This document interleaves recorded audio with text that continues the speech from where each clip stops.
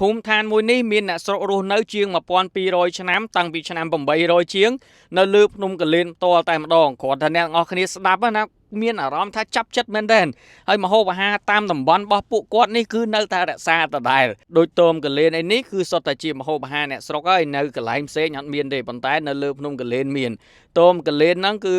ពីមុនគេអ្នកស្រុកគេហៅថាតមធម្មតាទេប៉ុន្តែដើម្បីរក្សាអត្តសញ្ញាណថានៅលើភ្នំកលែនអញ្ចឹងហើយក៏គាត់ដាក់ឈ្មោះថាតមកលែនអញ្ចឹងទៅតមកលែនម្ហូបម៉ដំរីម្ហូបម៉ដំរីមិនបានគេហៅម្ហូបម៉ដំរីហ្នឹងបងពីដើមមាញ់មានម៉ដំរីខៀវដំរីនោះពេលខ្លះម្ហូបនេះយើងខ្ចប់ស្រួលពេលខ្ចប់ស្រួលដើម្បីទៅខៀវដំរីមកហៅម្ហូបចាំបន់សម្រាប់ម៉ដំរីប្រចាំតំបន់កលែនដែរចាតាំងពីបរមរានចាពាក្យតមកលែននេះមកពាក្យថ្មាក់ដោយសារតែម្ហូបអាហារនេះគឺជាម្ហូបអាហាររបស់ម៉ដំរីឬក៏អ្នកតាក់ដំរីកាលពីជំនាន់បរមបុរាណមកអញ្ចឹងណាតាំងពីមុនក្រុងអង្គរយើងទៀតហ៎ព្រោះឲ្យជាង1200ឆ្នាំហើយអញ្ចឹងអ្នកដែលធ្លាប់ទៅលេងនៅលើភ្នំកលែនប្រហែលជាអត់ទាន់បានដឹងទេថានៅនឹងគឺមានអ្នកស្រុកអ្នកភូមិរស់នៅច្រើនឆ្នាំមែនតើនៅតែរក្សានៅរបៀបរបបនៅក្នុងការរស់នៅខ្លះក៏មានបន្សល់ទុកនៅម្ហូបអាហារតាមតំបន់បែបបុរាណច្រើនសម្បូរបែបមែនតើហើយមានតមកលែនមានម្ហូបអាហារច្រើនសម្បូរបែបដោយកន្លែងនេះអញ្ចឹងគាត់មានឈ្មោះថាភូមិបុរាណដែលគាត់រៀបចំមកជាលក្ខណៈផ្ទះស្នាក់ប៉ុន្តែជាទូទៅភាគច្រើនមានតែជនបរទេសទេភ្ញៀវទេសចរអន្តរជាតិទេដែលគាត់ទៅលេង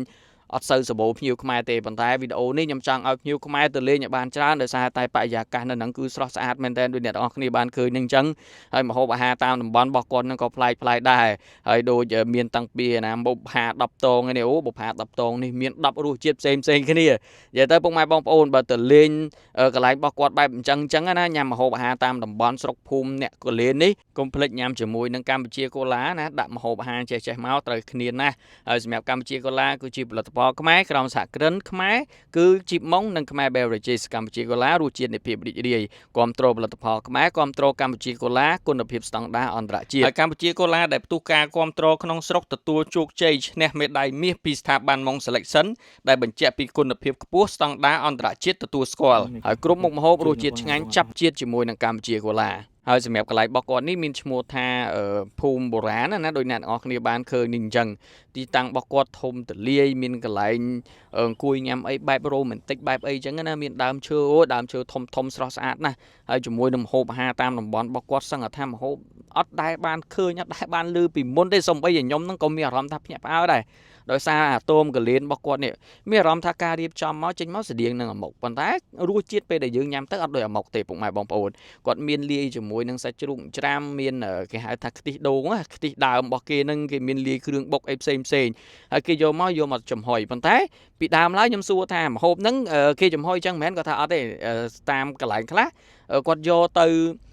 ព្រៃទៅអីអត់មានអីចំហុយអីអញ្ចឹងគាត់យកទៅអាំងឬក៏យកទៅដុតអីអញ្ចឹងទៅគេខ្ចប់ស្លឹកចេកខ្ចប់អីអូមកស្អាតតែម្ដងណាហើយនេះគឺជាម្ហូបអាហារតំបន់របស់អ្នកស្រុកនៅលើភ្នំកលែនហ្នឹងហើយព្រោះអីគាត់ថារបស់ទាំងអស់ហ្នឹងគឺរក្សាទុកបានយូរដូចតមហ្នឹងគឺ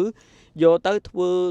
គឺទុកបានយូរមែនតើព្រោះអីអ្នកស្រុកអ្នកភូមិគាត់ត្រូវការចូលព្រៃទៅរកដំរីរកអីចឹងណាអញ្ចឹងមកគេហៅថាជាប្រភេទថ្មាក់កលែនឬក៏តមកលែនដែលជាម្ហូបអាហាររបស់ម៉ដំរីហ្នឹងហើយសម្រាប់បុប្ផា10តងរបស់គាត់នេះគឺសុទ្ធតែគ្រឿងបុកតែម្ដងហើយគ្រឿងបុកហ្នឹងមានច្រើនណាស់មានទាំង10រសជាតិហ្នឹងណាខ្ញុំអត់អាចនិយាយប្រាប់អស់ទេប៉ុន្តែពីរសជាតិមួយទៅមួ